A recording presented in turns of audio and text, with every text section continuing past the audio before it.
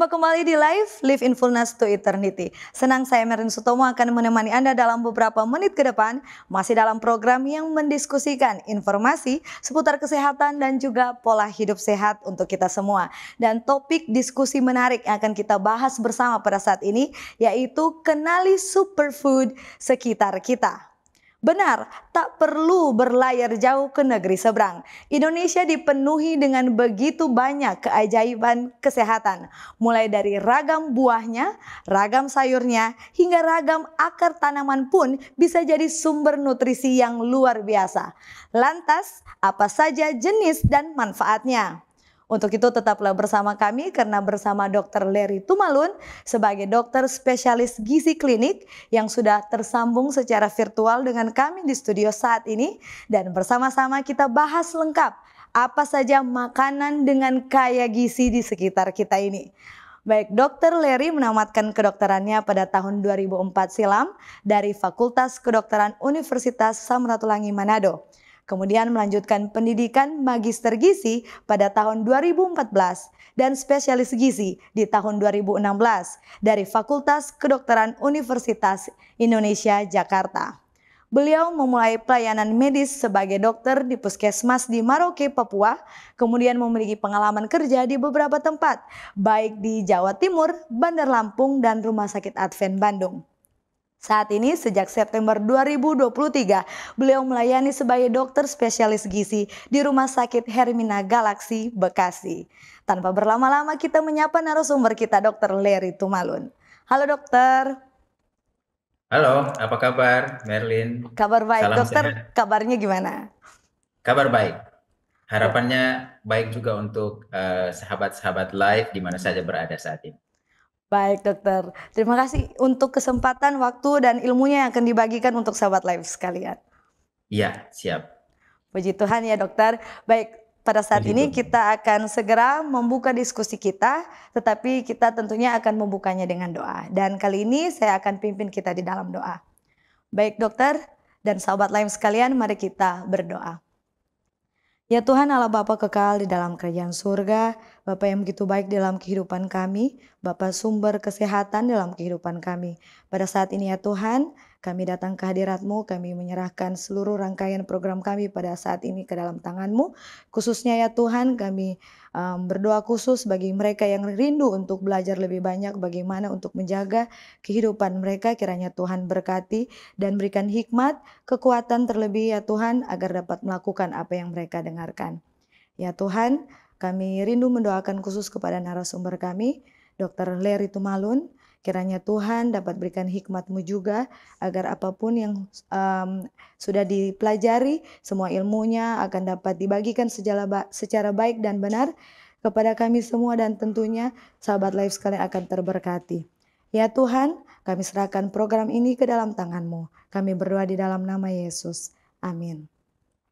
Baik dokter, kita akan break sejenak. Dan sahabat live jangan kemana-mana, kami kembali setelah jeda yang satu ini, tetap di Live in Fullness to Eternity.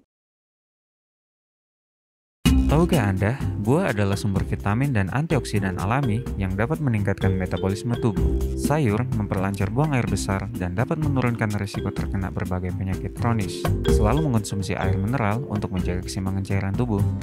Berolahraga dengan teratur dapat membantu kita mengendalikan berat badan. Selalu beristirahat yang cukup agar tubuh tetap sehat dan bugar. Jangan lupa untuk selalu menyaksikan program live di YouTube channel Cornelius Media, Bridge to the Truth.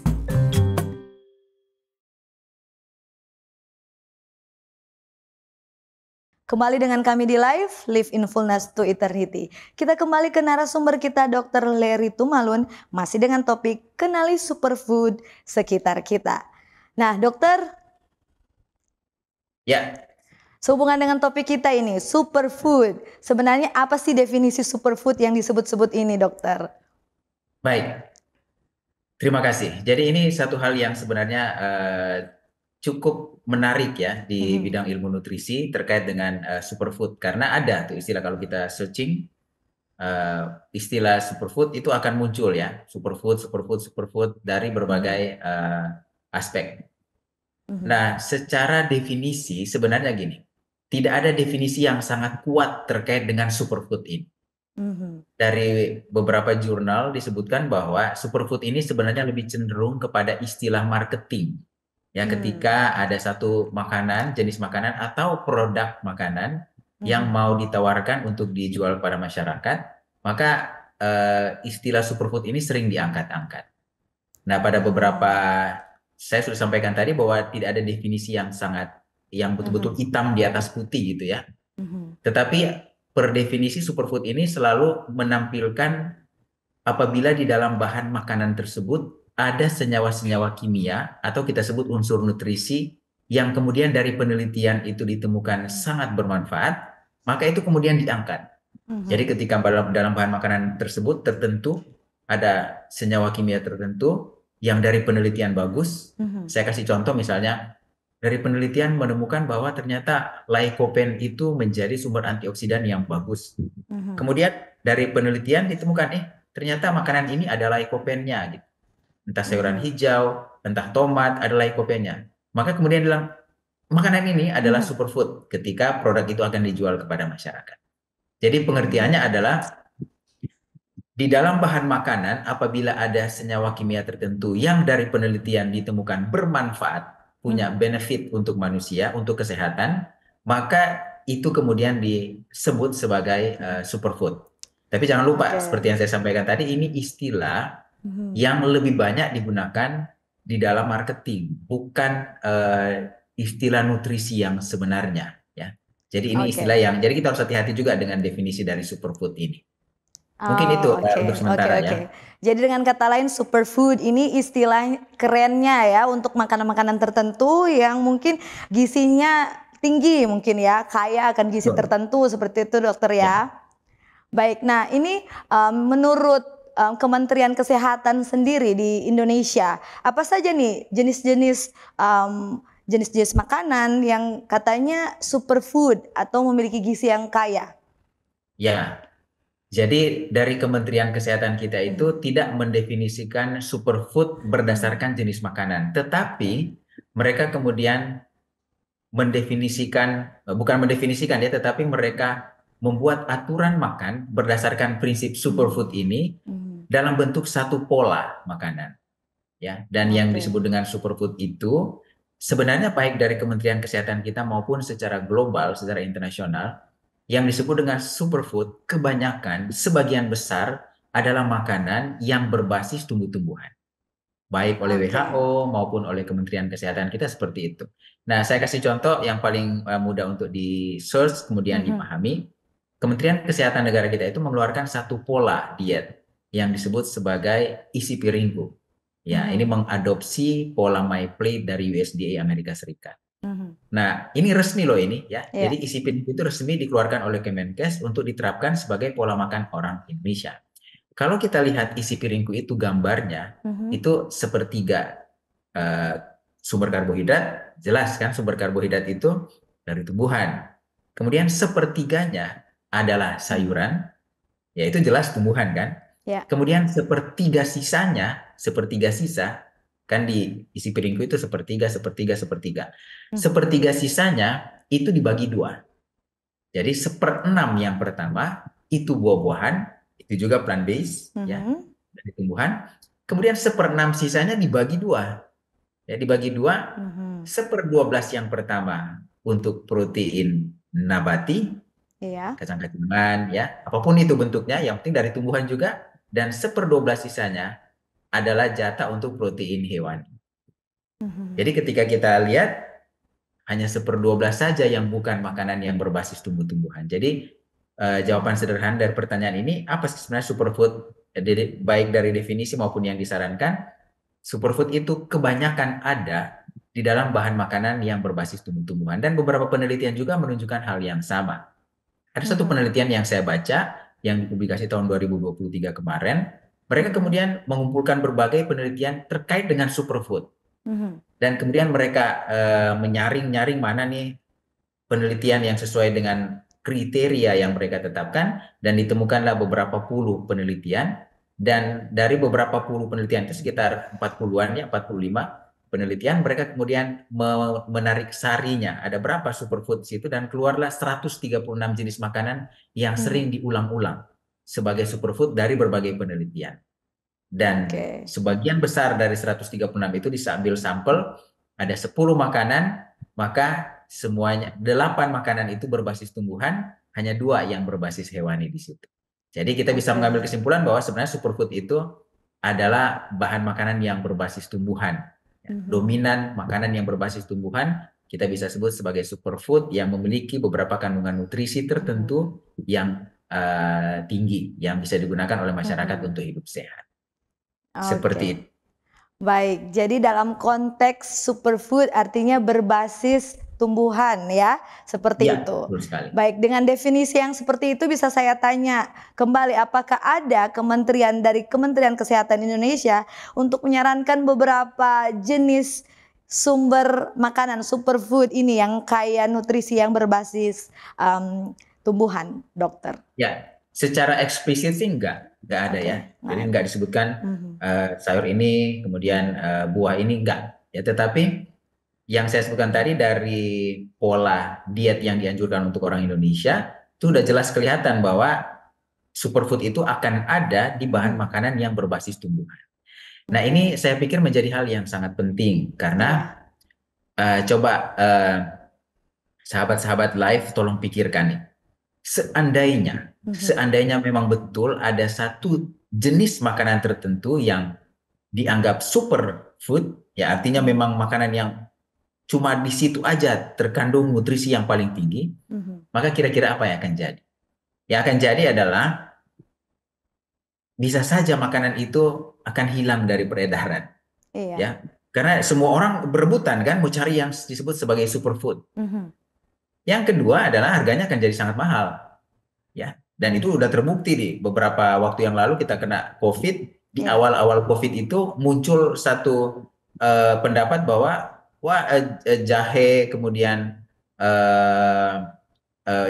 beberapa jenis herbal tertentu, bumbu makanan tertentu itu bagus tuh buat untuk melawan COVID. Apa yang terjadi? Harganya langsung melambung tinggi, ya. Atau kemudian hilang dari pasaran. Nah, sehingga saya yakin ini juga yang menjadi alasan kenapa entah Kemenkes, entah WHO tidak mengeluarkan superfood berdasarkan jenisnya. Berdasarkan jenisnya, oh ini makanan, karena takutnya orang akan rame-rame kejar seperti itu. Dan yang pertanyaannya, apakah memang ada superfood seperti itu atau sebenarnya superfood itu bisa aja merupakan satu kombinasi dari makanan. Nah, itu mungkin yang perlu jadi pertanyaan gitu. Saya pikir seperti itu. Oke, dokter. Ini saya penasaran aja dengan tadi yang sempat dibagikan oleh dokter, ada 8 jadinya jenis-jenis makanan yang katanya disebut sebagai superfood itu. Apa bisa disebutkan, dokter? Bisa. Jadi makanan-makanan itu adalah sayuran hijau, ya, kale, kemudian jenis buah-buahan terutama yang beri-berian, ya, kelompok beri-beri, entah strawberry, blueberry dan lain sebagainya. Kemudian ada juga dari jenis akar-akaran seperti carrot, ya. Kemudian ada juga dari buah-buahan. Jelas kalau buah-buahan itu hampir semuanya disebut, ya. Di 8 itu buah-buah yang sudah sering kita tahu bersama seperti buah apel, ya. Kemudian ada buah, kebanyakan sih karena ini penelitian dari luar, ya. Jadi makan makanan yang berbasis buah-buahan yang tumbuh dan kemudian harganya sangat terjangkau di luar negeri. Jadi itu, jadi prinsipnya sayur-sayuran, terutama sayuran hijau, kemudian buah-buahan, dan kalau yang 2 yang dari makanan hewani itu adalah ikan dan susu. Ikan dan susu, tapi susu di sini adalah susu yang sudah dimodifikasi, ya, sudah difortified, bukan susu murni, ya, dari sapi langsung dipasteurisasi aja, tidak. Tapi ini yang sudah susu murni, kemudian dipasteurisasi dan difortifikasi. Jadi sudah dibikin jadi seimbang nutrisinya, kemudian ditambah dengan nutrisi-nutrisi lain yang tidak ada di susu secara dalam bentuk aslinya gitu, ditambahkan, difortifikasi. Seperti itu. Oh, oke, dokter. Jadi pada dasarnya itu lebih ke general ya, dokter ya? Ya, betul sekali. Oke. Nah, ini saya penasaran. ada saya pernah baca nih dokter, katanya salah satu superfood lokal di Indonesia ini adalah tempe. Nah ini tanggapannya bagaimana dokter? Ya, jadi penelitian menunjukkan bahwa manusia itu perlu protein, itu awalnya, satu kan? Kemudian yang berikut, ternyata protein itu unsur nutrisi yang primer dari penelitian itu ya, bukan secara ilmu nutrisi sebenarnya, karena karbohidrat dan lemak juga dibutuhkan. Kemudian penelitian menunjukkan bahwa ternyata protein yang terbaik itu dari hewani yang memiliki bioavailability yang tinggi, jadi kecepatan penyerapannya, kemampuannya bertahan di dalam tubuh lama, utilisasinya sangat mudah. Itu disebut sebagai makanan protein dengan bioavailability yang high bioavailability. Nah, setelah itu kemudian mereka temukan ternyata di tumbuhan ada loh yang sama dengan hewani, tempe. Nah, karena masalah ini kemudian tempe dianggap sebagai superfood dari aspek high bioavailability protein. Nah, jadi itulah alasannya kenapa tempe diangkat seperti itu. Kemudian selain itu ditemukan juga ternyata di tempe ada banyak sekali senyawa-senyawa kimia yang bersifat sebagai antioksidan. Kemudian diangkat sebagai superfood. Nah, pertanyaannya, sebagai manusia, kita itu kan butuhnya yang disebut dengan nutrisi seimbang. Jadi yang kita manusia butuhkan nutrisi. Dianjurkan nutrisi yang seimbang. Per definisi nutrisi yang seimbang adalah gini. Nutrisi yang seimbang adalah, atau makanan yang seimbang, makanan yang sehat adalah makanan yang bisa menyediakan semua kebutuhan nutrisi. Ya, jadi ada kata kunci semua kebutuhan nutrisi. Kemudian tidak menyebabkan kelebihan atau kekurangan nutrisi tertentu. Tidak mengandung senyawa-senyawa kimia yang berbahaya, yang sifatnya beracun, toksik. Dan dapat memberi manfaat kesehatan baik jangka pendek maupun jangka panjang. Yaitu per definisi dari yang disebut dengan makanan sehat. Nah, sekarang kita coba cocokkan nih superfood dengan makanan sehat. Kalau kita ambil contoh tempe tadi, hanya dilihat dari sisi protein, dia kalau kedelai itu proteinnya tinggi, ya. Kemudian nomor dua yang tinggi di protein itu adalah lemaknya. Kemudian yang terakhir adalah karbohidrat, yang kecil banget karbohidratnya. Ya. Tidak sampai 1/4 dari jumlah kalori total yang ada di dalam berat tertentu dari tempe 100 gram, kalorinya berapa gitu kan. Karbohidratnya nggak sampai 1/4, nggak sampai 25%. Yang disebut dengan diet seimbang kan memenuhi semua kebutuhan nutrisi. Salah satu patokannya adalah karbohidratnya harus sekitar 45-65%. Nah, pertanyaannya, apakah yang kita sebut superfood tempe yang karbohidratnya nggak sampai 25% bisa dianggap sebagai bagian dari makanan yang sehat? Kalau kita combine, kita mix definisi antara superfood dan makanan sehat itu hanya menggunakan tempe, jadinya nggak nyambung. Memang betul proteinnya itu high bioavailability. Kalau di diet seimbang itu protein itu sekitar 15% dari kebutuhan kalori total. Tempe menyediakan lebih dari 15%. Jadi per definisi makanan sehat sebenarnya tempe nggak masuk. Proteinnya berlebihan, karbohidratnya terlalu kecil. Jadi nggak masuk tuh di definisi makanan sehat. Saya mau menceritakan ini supaya kita bisa memahami. Karena sebenarnya arah pembicaraan saya ini adalah untuk memberi pesan bahwa yang disebut dengan superfood itu sebenarnya bukan jenis makanan, tapi sebuah pola makan. Artinya kalau kita bicara pola, maka jenis-jenis makanan di dalamnya itu akan menjadi bagian dari makanan yang sehat. Kita masukin tempe sebagai bagian dari makanan sehat. Karena kita tahu karbohidratnya kurang, kita tambahkan beras di dalamnya, nasi di dalamnya, supaya karbohidratnya naik. Proteinnya, jadi dengan menaikkan karbohidrat, otomatis persentase dari proteinnya akan menjadi turun dan kemudian menjadi seimbang, menjadi kurang lebih sekitar 15%, apalagi dikombinasi dengan sayur-sayuran, dikombinasi dengan buah-buahan yang lain. Nah, kira-kira seperti itu. Kalau mau link ya antara makanan sehat dan superfood ini, ya. Jadi dengan kata lain memang tidak bisa ya kita satu aja ya, satu tempe atau entah itu ketan hitam atau itu daun kelor ataupun bawang putih, nggak mungkin ya kita makan bawang putih aja seperti itu ya, tidak bisa. Baik untuk sehubungan dengan campur-mencampur berarti harus ada variasi. Nah, Betul sehubungan dengan sekali. ini agar bisa satu porsi ini bisa menyentuh yang statement tadi dokter sebutkan bahwa itu jadinya superfood kalau sudah kombinasi dengan semuanya. Itu bisa berikan contoh menu yang seperti itu, dokter. Iya. Nah gini, mungkin saya nggak kasih Mhm. menu ya. Oke. Salah satu keterbatasan ketika seorang dokter gizi itu Mhm. memberikan kepada pasien menu dalam arti gini ya, pagi makan telur, kemudian tempe, kemudian Ya. sayur bayam dan ya itu ya menu ya. Kemudian Iya, iya, siangnya iya. makanan, jenis makanannya. Salah satu keterbatasan dan bagi kami itu menjadi satu kelemahan adalah pasiennya nggak bisa menjalankan ini untuk jangka waktu yang panjang. Itu satu ya, karena kan dia akan bosan satu saat nanti. Yang Oke. kedua adalah kadang-kadang ketika seorang dokter memberikan menu, maka akan terpengaruh dengan latar belakangnya. Mhm. Ya, contoh saya ini orang Sulawesi, saya orang Manado. Saya itu senang dengan makanan-makanan Manado, termasuk di dalamnya tinutuan bubur Manado, kan?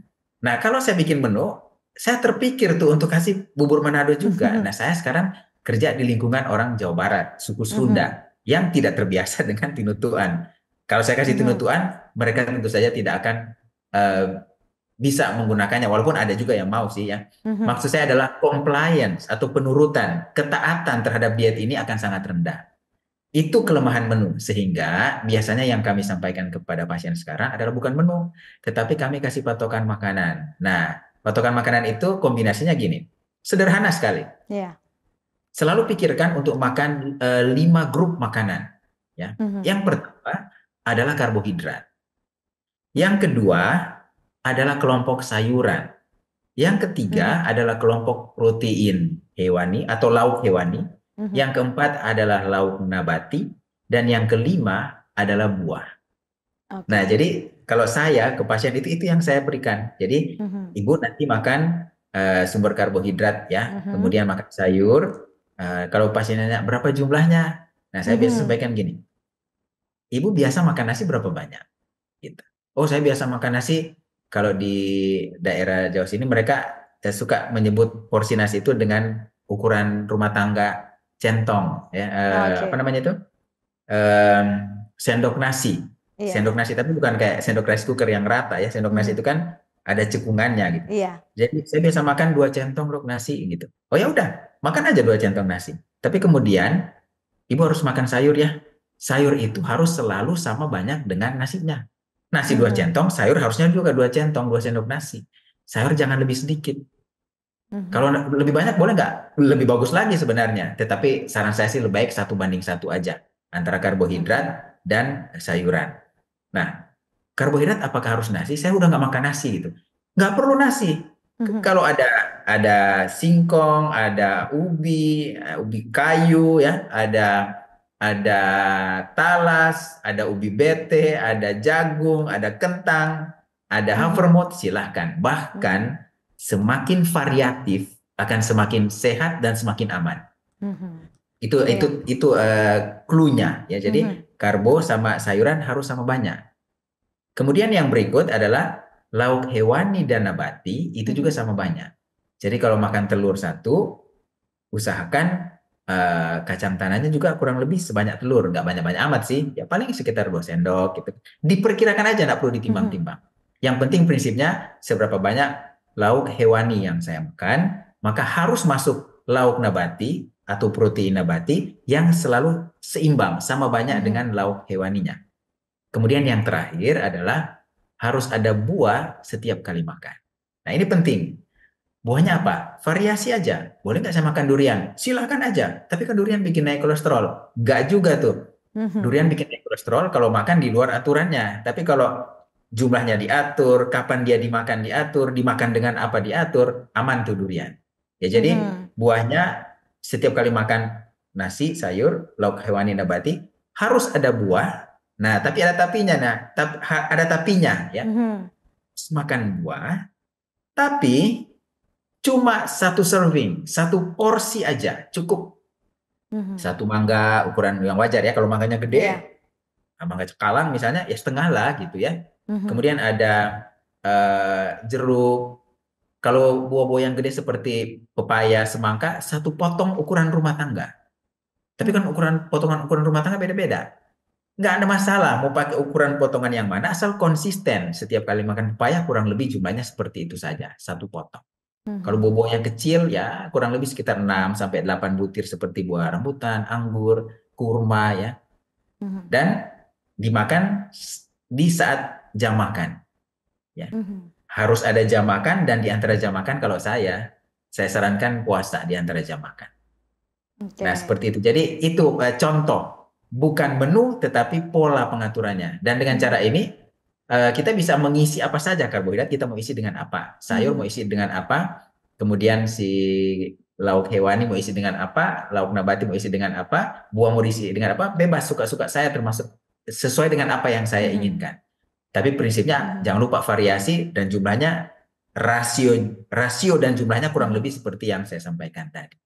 Nah, seperti itulah triknya ya, supaya kita nggak terlalu terikat dengan satu menu tertentu. Iya, iya. Jadi menarik juga ya. Yang penting ini sama ya bandingannya 1/3, 1/3, 1/3 seperti itu. Jadi menjaga keseimbangannya ya dokter. Betul. Sebenarnya ini konsep dari konsep isi piringku dari Kemenkes.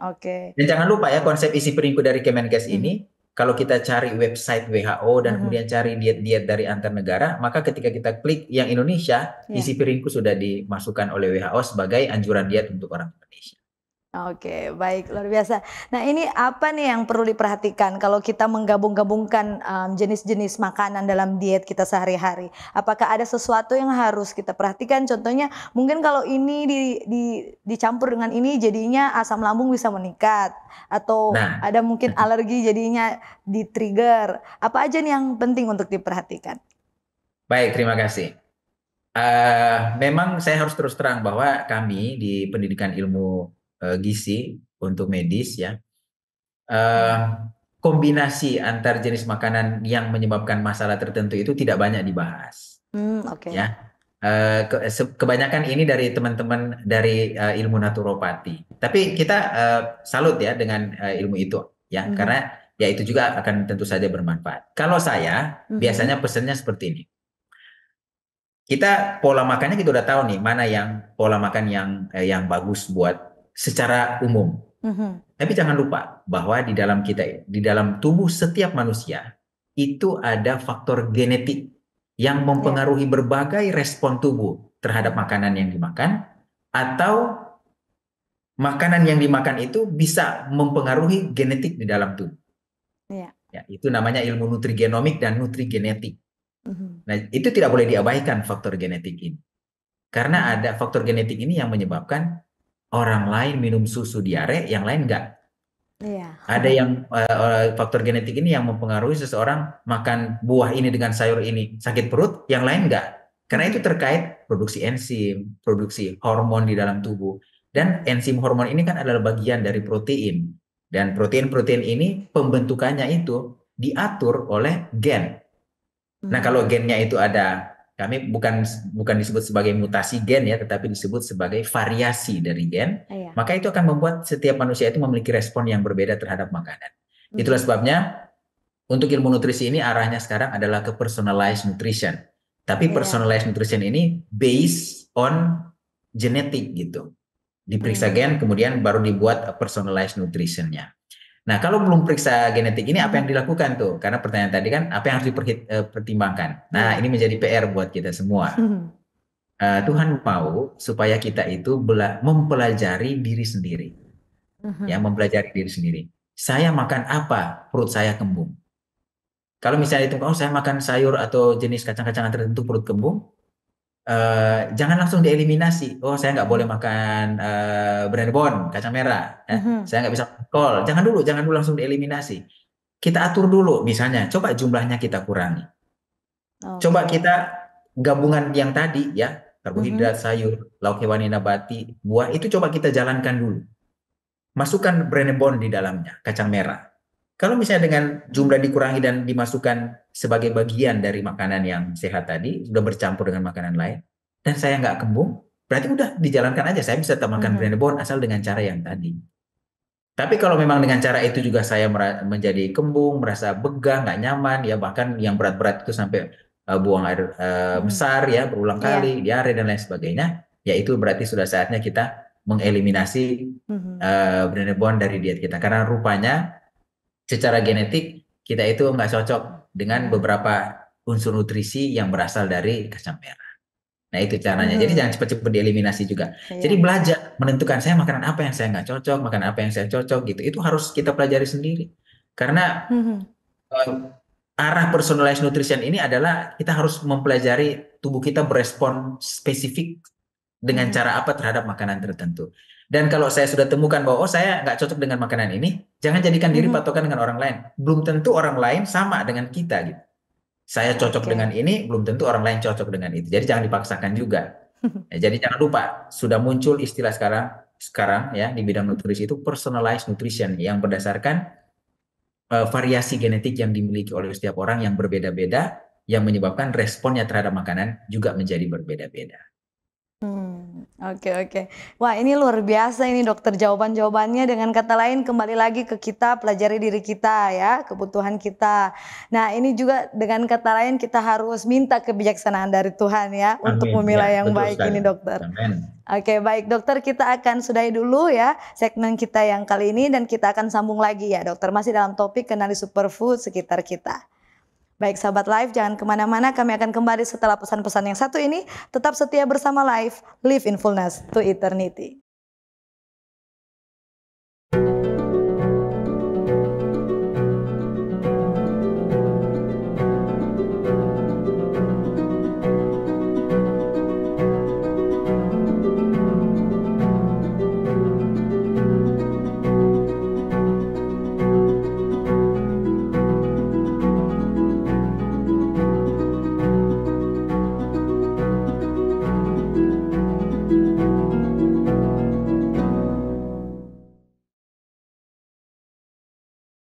Terima kasih Anda masih setia bersama kami di Live in Fullness to Eternity. Masih dengan Dr. Leri Tumalun dalam topik kenali superfood sekitar kita.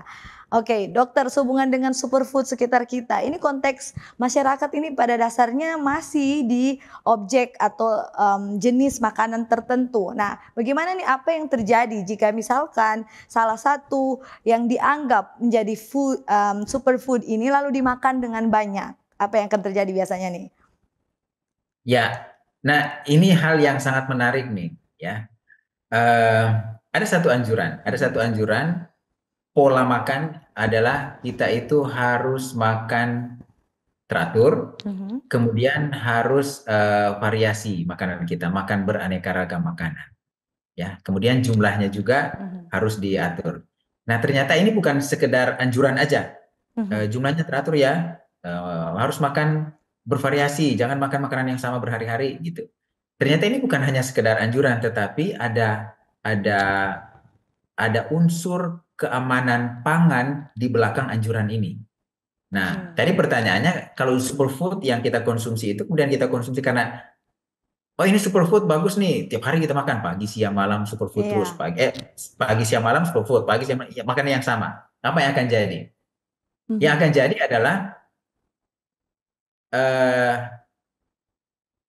potensi toksisitas di dalam tubuh itu akan meningkat. Nah, saya perlu kasih satu contoh. Ini bukan penelitian, tetapi ini bentuknya sebagai case report. Jadi laporan kasus yang diangkat secara internasional. Ya, ada penelitian, ada laporan kasus yang menemukan kasus orang yang menggunakan brokoli. Ya, brokoli ini superfood loh dia. Iya. Menggunakan brokoli dalam jumlah yang besar. Ya mungkin karena bahasa marketing, wah ini bagus gitu, sehingga wah ini bagus, saya pakai brokoli gitu. Pagi siang malam sayurnya brokoli, di blenderize, di jus brokoli gitu. Yang terjadi adalah kerusakan tiroid di case report ini ya. Jadi terjadilah masalah dengan tiroid. Ya. Kemudian ada case report yang lain dari Meksiko. Saya belum pernah ke sana ya, tapi dari case report ini disebutkan bahwa di sana di satu tempat tertentu banyak sekali tanaman belimbing dan orang suka belimbing. Sehingga mereka itu makan belimbing dalam jumlah yang sangat besar. Ya, dalam jumlah yang sangat besar. Yang terjadi adalah angka kegagalan ginjal meningkat. Angka kegagalan ginjal meningkat. Sehingga akhirnya ditemukan para ahli ini kemudian mencoba mengambil kesimpulan dari fenomena yang terjadi ini adalah kita sekalipun itu makanan yang sehat, kita tidak boleh makan berlebihan.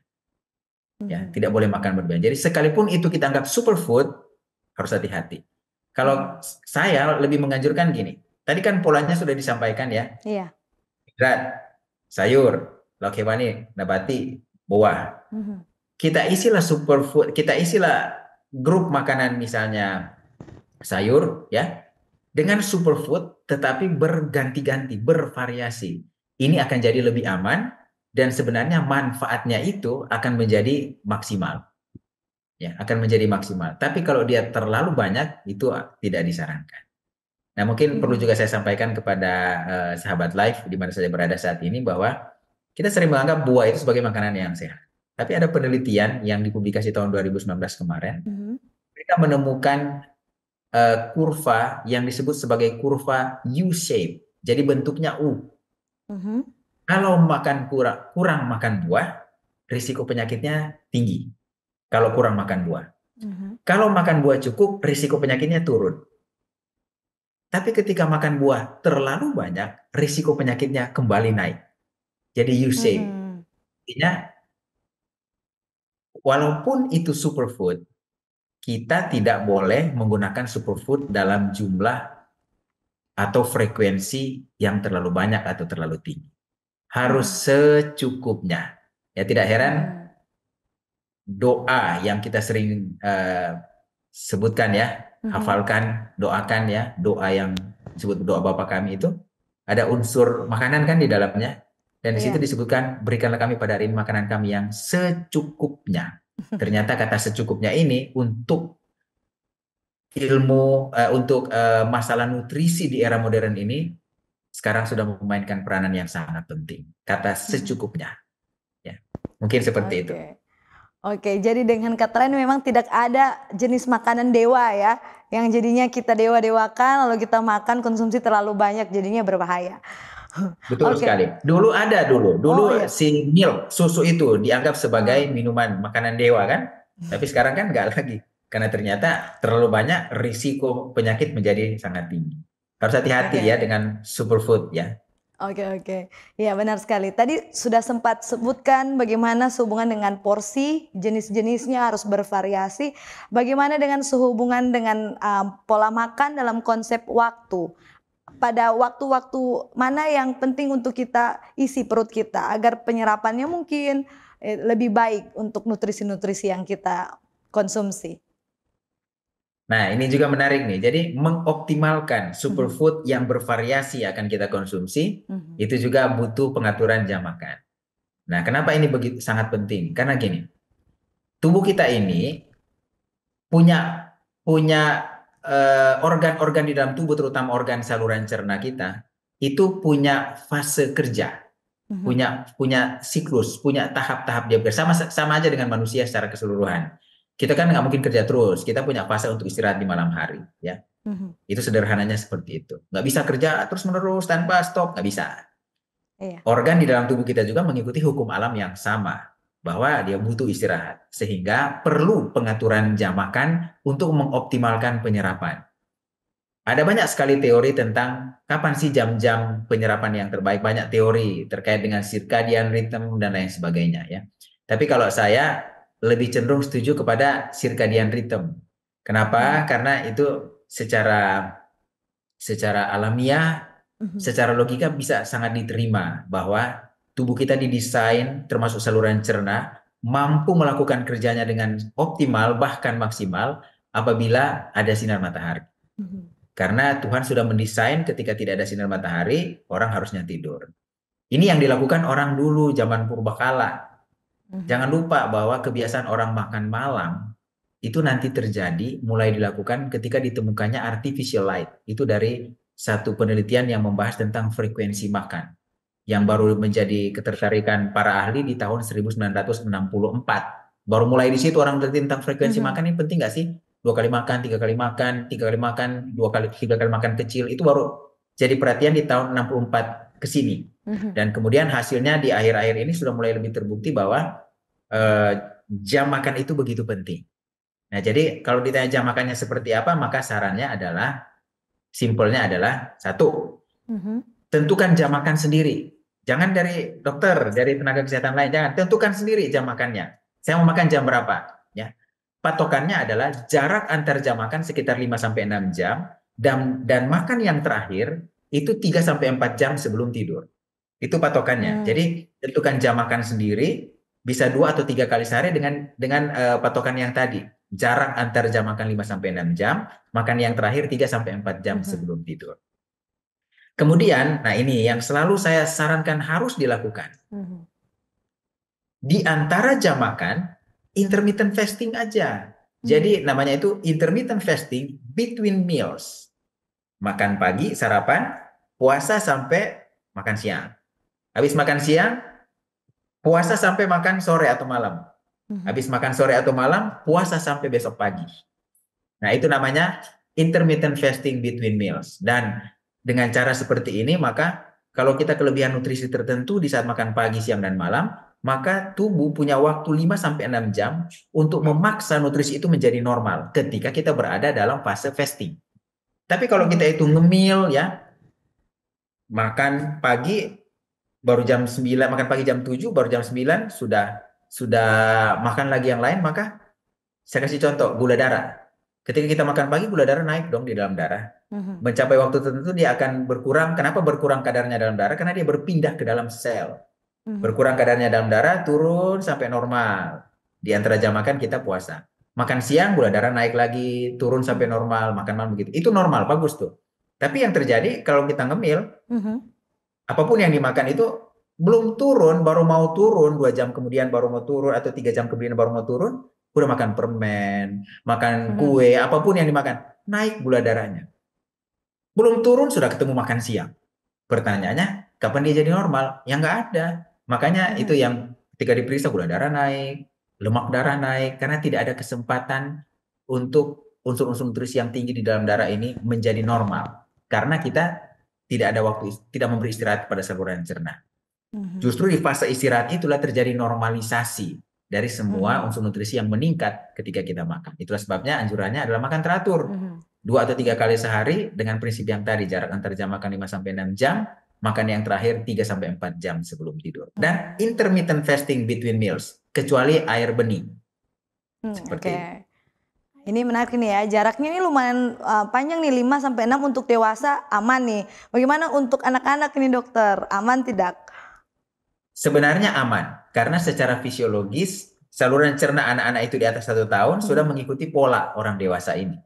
Ya, jadi sama aja sebenarnya. Justru ketika pola makan ini diterapkan pada anak-anak ya di atas 1 tahun, kalau dia baru di bawah 1 tahun sih sebenarnya ya nggak ada penelitian yang bilang dia harmful ya, tetapi ya karena anak-anak di bawah 1 tahun kan belum bisa diajar untuk makan 4 waktu gitu kan, mereka masih makan on demand kan, suka-suka dia gitu. Takutnya ketika kita terlalu ketat menerapkan ini, maka mungkin ya perlu agak tricky lah kalau anak di bawah 1 tahun. Tapi kalau dia sudah di atas 1 tahun, pola makan sudah seperti orang dewasa, harusnya pola yang fisiologis ini sudah bisa dijalankan. Ya, dan kalau ini dilakukan sampai dewasa, saya sangat yakin bahwa orang tersebut akan memiliki saluran cerna yang sangat bagus, yang siap untuk mencerna berbagai makanan dan unsur nutrisi yang terdapat di dalam makanan-makanan tersebut tanpa menyebabkan masalah ya di dalam tubuh. Karena istilah saya apa ya yang mau menggambarkan ini, saluran cernanya prima gitu. Ya kalau orang nggak makan teratur, sebenarnya saluran cernanya berada dalam satu keadaan yang nggak prima, rentan dengan penyakit, bahkan bisa menyebabkan kematian kalau terjadi kesalahannya. Seperti itu. Baik, dokter, sebelum kita tutup dan kita masuk ke mitos atau fakta, saya ingin bertanya sehubungan dengan apakah ada saran atau tips yang bisa dokter bagikan untuk membagi kepada mereka yang sudah pengen untuk makan yang teratur, pola makannya teratur, waktu-waktunya juga teratur, tetapi mungkin banyak halangan dalam hal temptation seperti hawa nafsu makannya tinggi, bagaimana, ada tips-tips yang bisa dibagikan dokter? Baik, terima kasih. Ada ya. Yang pertama saya sarankan kepada yang mau untuk mengubah pola hidup dan kemudian mulai melakukan perubahan. Yang pertama adalah perubahan pola makan ini harus dilakukan bertahap. Nggak bisa tiba-tiba besok itu sudah langsung jadi. Nggak bisa, itu harus bertahap. Ya. Kemudian yang kedua yang dilakukan adalah perubahan pola makan ini harus enjoy.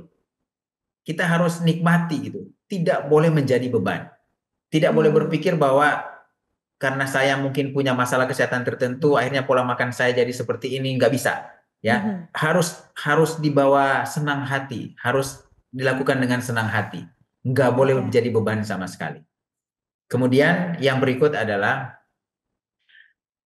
jangan jadikan diri kita sebagai patokan bagi orang lain. Karena saya sudah mampu melakukan yang baik, kemudian saya kemudian mulai menjadikan diri saya sebagai patokan bagi orang lain. Ingat bahwa pola makan yang baik yang kita jalankan ini harusnya kita lakukan dan kemudian bisa kita share kepada orang lain.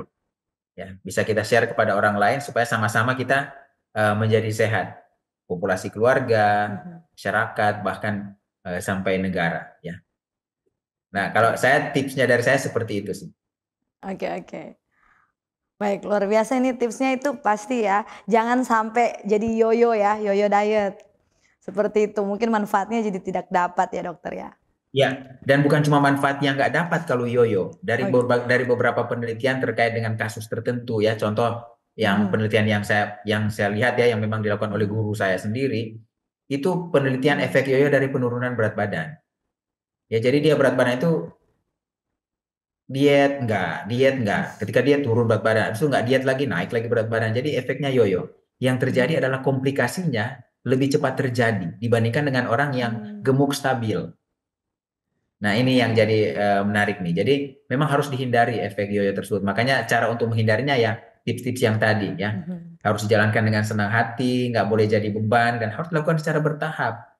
Jangan perfeksionis ya, walaupun dalam beberapa hal perfeksionis itu bagus. Tapi untuk pola hidup, justru perfeksionis itu tidak terlalu dianjurkan, karena nanti bikin stres sendiri. Iya. Oke.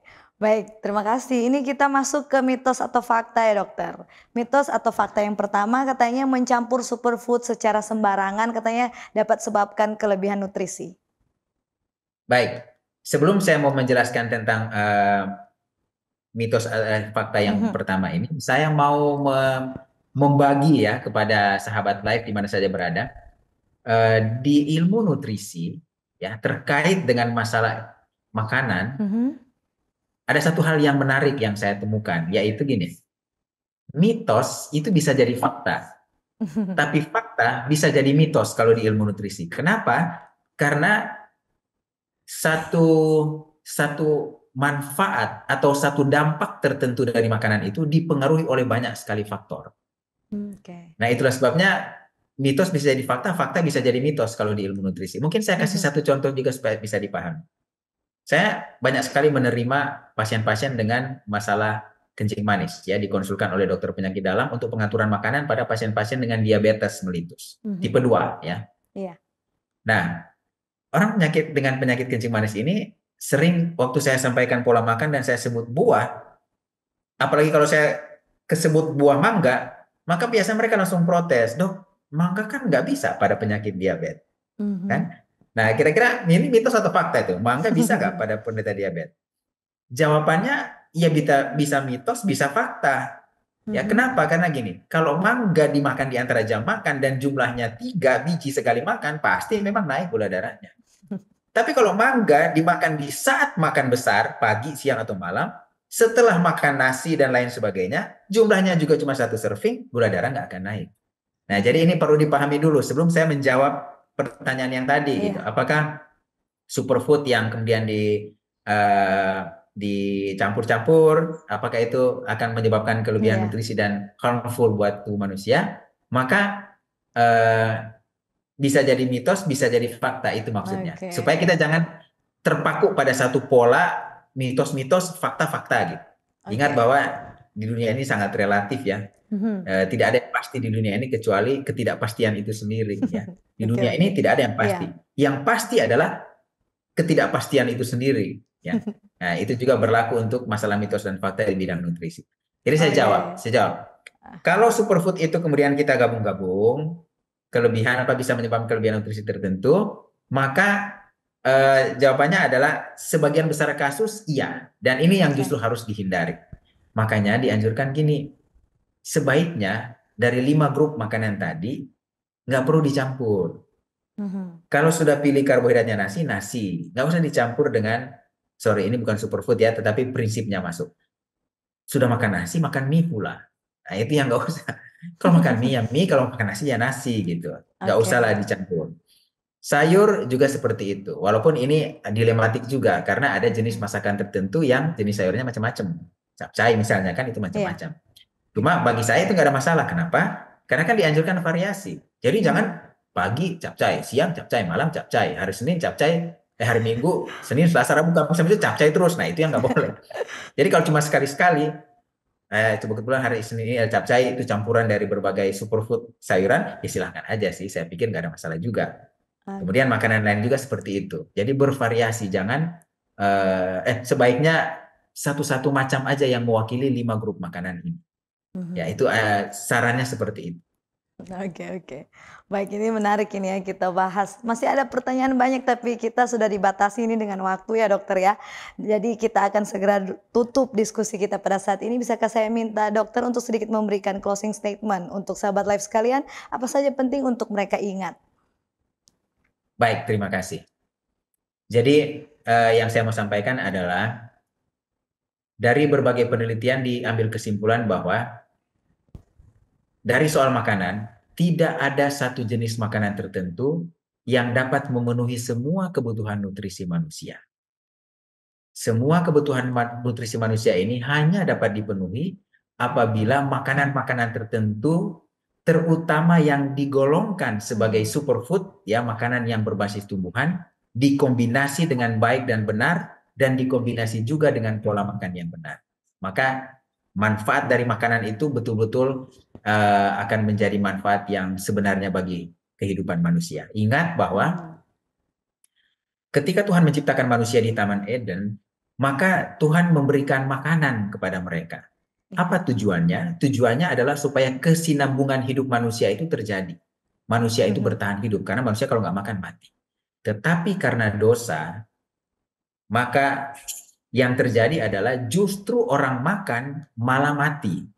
Ya, dan ini banyak penelitian yang mendukung hal ini, bahkan menyebutkan angkanya. Salah satu penelitian di jurnal Lancet yang dipublikasi tahun 2015, mereka menyebutkan bahwa angka kematian karena salah makan itu mencapai 11,3 juta kematian per tahun.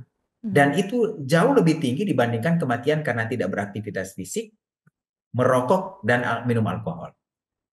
Jadi yang terjadi orang makan malah mati. Kenapa? Karena pola dasar cara makan yang sehat inilah yang diabaikan. Termasuk dengan mengabaikan makanan superfood, mengabaikan cara kombinasinya, mengabaikan waktu makan, dan mengabaikan hal-hal lain terkait dengan masalah makan. Jadi mudah-mudahan apa yang kami sampaikan pada sore hari ini bisa diterima oleh sahabat live di mana saja berada. Dan kemudian mari kita sama-sama berjuang untuk hidup sehat. Salah satunya adalah dari pola makan yang benar. Terima kasih. Ya. Amin. Jadi penting untuk diingat ya, untuk berbijak-bijak ya dokter ya, minta pertolongan Tuhan juga. Baik, betul sekali, betul. Baik dokter, kita akan segera tutup. Bisa saya minta dokter Leri untuk pimpin kita di dalam doa tutup? Baik. Mari kita tunduk kepala dan berdoa. Tuhan, terima kasih karena kebaikan Tuhan yang bisa kami nikmati saat ini. Kami percaya bahwa Tuhan tahu apa kelemahan kami sebagai manusia. Tuhan tahu juga bagaimana usaha kami untuk menjadi sehat sementara kami hidup di dunia berdosa ini. Kebutuhan kami saat ini adalah kemampuan melalui kuasa Roh Suci supaya kami bisa melakukan pilihan yang benar terkait dengan pola hidup kami, termasuk pola makan kami. Dan kiranya apa yang kami sudah diskusikan pada saat ini terkait dengan pola makan yang benar sesuai dengan hukum Allah dan hukum alam, bisa kami praktekkan di dalam kehidupan kami setiap hari dengan bantuan kuasa Roh Suci. Kami merindukan kami hidup sehat selama kami hidup di atas dunia ini sampai Tuhan datang kali yang kedua, dan kami akan tinggal bersama-sama dengan Tuhan tanpa penyakit dan tanpa penderitaan lagi. Sekali lagi terima kasih untuk berkat Tuhan yang kami rasakan pada saat ini. Dengar doa kami, di dalam nama Yesus kami berdoa. Amin. Amin. Baik, tidak lupa kami mengucapkan sekali lagi banyak-banyak terima kasih ya untuk Dr. Leri, untuk semua pengetahuan yang sudah disampaikan kepada sahabat live sekalian. Kiranya Tuhan memberkati dokter dalam segala tugas dan tanggung jawabnya ya dokter. Terima kasih puji Tuhan. Amin. Baik, tidak lupa kami ucapkan terima kasih kepada sahabat Live Cornelius Media dan sahabat Hope Channel Indonesia yang sudah dengan setia menyaksikan program live ini hingga di penghujung episode ini. Jika Anda merasa diberkati dengan program kami, Anda bisa langsung share video ini dari akun Facebook dan YouTube Cornelius Media Official kami kepada keluarga dan sahabat yang Anda kasihi. Serta jangan lewatkan episode live selanjutnya masih di hari dan waktu yang sama. Dan jangan lupa untuk tetap ikuti program Cornelius Media yang menarik lainnya. Sekarang saatnya kami pamit mundur diri. Demikianlah perjumpaan kita di episode kali ini. Akhir kata saya Merlin Sutomo dan seluruh kru yang bertugas mengucapkan sampai jumpa dan salam sehat.